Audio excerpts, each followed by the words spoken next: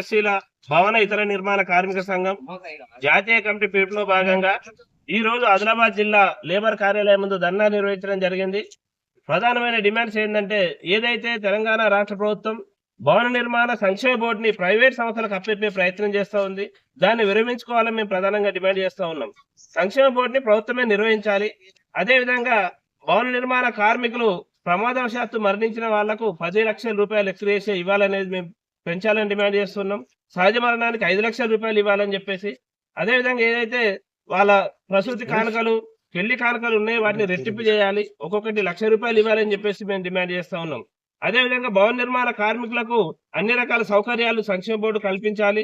సంక్షేమ బోర్డు నిధులని పక్కదారి పట్టకుండా ప్రైవేట్ ఏజెన్సీలకు పోకుండా కాపాడాలని చెప్పేసి, అదేవిధంగా ఏదైతే వలస కార్మికులు ఉన్నారో వలస కార్మికులకు కూడా నైట్ షిఫ్ట్ లో ఉండడానికి నైట్ షెల్టర్స్ ఏర్పాటు చేయాలి.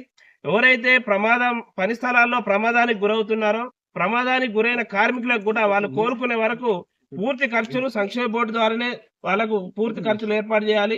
వాళ్ళకు వైద్య ఖర్చులు అందజేయాలి. వాళ్ళ కుటుంబ ఖర్చులు సంక్షేమ బోర్డు ఇవ్వాలని చెప్పేసి డిమాండ్ చేస్తా ఉన్నాం.